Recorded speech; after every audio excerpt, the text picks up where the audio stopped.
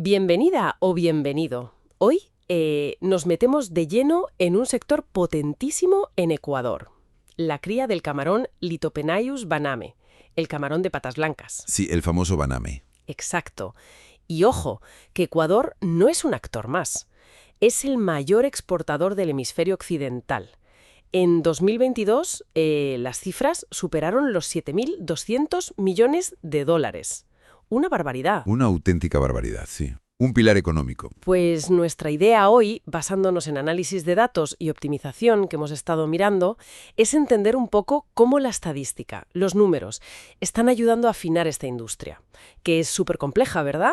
Buscando más eficiencia, más sostenibilidad. Justo. Es que no es sencillo. Venga, pues vamos a meternos en faena.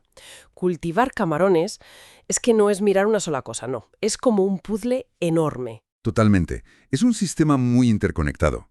Piensa, por ejemplo, en el oxígeno disuelto, el OD. Es vital. Lo ideal es tenerlo por encima de 4.0 o incluso 5.0 miligramos litro. Vale. ¿Y si baja? Pues si baja de 3.0, ya empiezan los problemas, el estrés para el camarón. Y por debajo de 1 o 2 miligramos litro, pueden morir en cuestión de horas. Madre mía. Sí, sí. Y hay estudios en Ecuador que han visto que, por las mañanas a veces, los niveles están por debajo de lo ideal. Ahí hay un punto claro de mejora, ¿sabes? Entiendo. O sea que no es solo el oxígeno, imagino, habrá más cosas. Claro, claro. La temperatura, por ejemplo, óptima entre 25 y 32 grados. El pH entre 7.0 y 8.3 más o menos.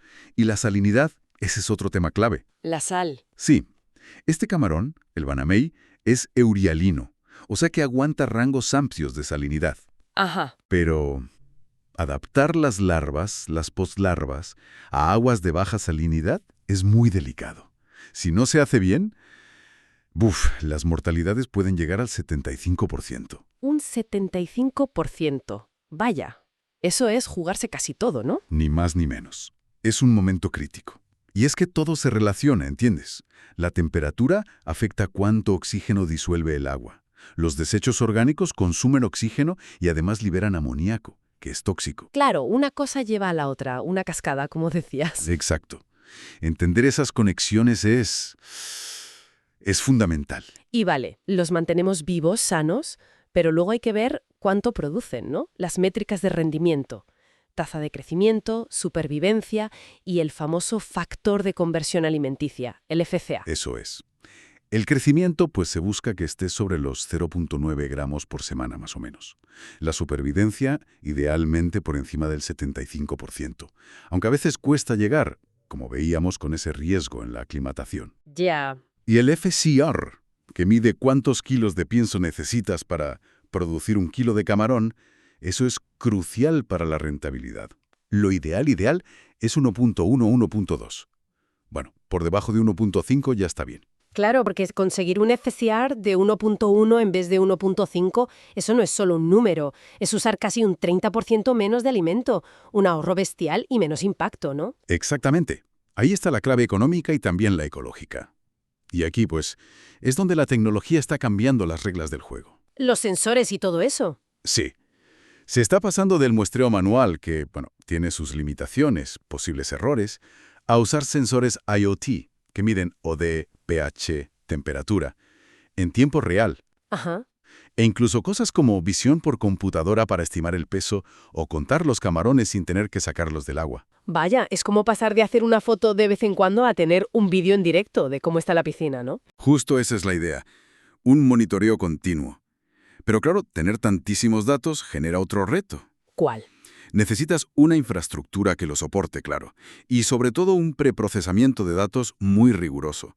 Hay que limpiar esos datos. Limpiar. ¿Cómo? Pues imagínate que un sensor de oxígeno marca 0 de golpe. ¿Es un fallo del sensor o es que ha pasado algo gravísimo en la piscina? Tienes que poder identificar y tratar bien esos valores raros, los atípicos o los datos que falten. Entiendo. Si te saltas ese paso, cualquier análisis que hagas después puede salir totalmente distorsionado y llevarte a tomar malas decisiones. No es algo opcional, vamos, es básico para que todo sea fiable. Vale. Datos fiables, limpios. Y ahora, ¿qué magia estadística se aplica para decidir mejor? Pues varias herramientas. Por ejemplo, el análisis de correlación y regresión nos ayuda a ver cómo se relacionan las variables. Por ejemplo, cómo afecta el oxígeno al peso final, y nos permite predecir cosas, como ese peso. Predecir el peso final antes de la cosecha. Eso es útil. Muy útil. Luego tienes el ANOVA, análisis de varianza. Sirve para comparar si diferentes manejos, imagina, probar dietas distintas o diferentes densidades de siembra, tienen un efecto real, significativo, en los resultados. Vale, para comparar estrategias. Exacto. Y para entender toda esa maraña de datos interconectados, pues ahí entran técnicas multivariadas. Una muy usada es el PCA, análisis de componentes principales. ¿El PCA? ¿Suena complicado? Bueno, simplificando mucho, te ayuda a reducir la complejidad, a encontrar los pocos factores clave que explican la mayor parte de lo que está pasando entre un montón de variables. A ver patrones ocultos. Interesante. ¿Algo más? Sí, y muy importante. El control estadístico de procesos, el SPC. Imagina tener gráficos de control que monitorizan en tiempo real variables críticas como el OD o el FCA. Ajá. Si algo empieza a desviarse de lo normal, el sistema te alerta. Pero te alerta antes de que sea un problema gordo. Ah, vale. No cuando ya ves el desastre. Exacto. Pasas de ir apagando fuegos, de reaccionar, a gestionar de forma proactiva. Antes, igual te dabas cuenta del problema porque veías camarones muertos. Ahora, el sistema te avisa cuando el oxígeno empieza a bajar peligrosamente. Es un cambio de mentalidad. Entonces, resumiendo un poco todo esto, la estadística en la acuicultura de Ecuador no son solo números en un papel. Es la herramienta para entender de verdad ese ecosistema complejo, para optimizar cada recurso, agua, alimento, y para tomar decisiones con fundamento, ¿no? Buscando ser más eficientes, más rentables. Exacto. Y si lo conectamos con la visión general, esta transición hacia una acuicultura más de precisión, basada en datos, es fundamental. No solo para que Ecuador siga siendo líder mundial, que lo es, sino para afrontar el reto global de producir alimentos de forma, más sostenible y competitiva. Es clave. Y para terminar, dejamos una reflexión ahí para quien nos escucha. Viendo esta automatización creciente, el uso de inteligencia artificial para analizar estos sistemas tan complejos, ¿hasta qué punto podríamos llegar a ver granjas camaroneras casi totalmente autónomas en el futuro? Y si llegamos a eso, ¿qué implicaciones tendría?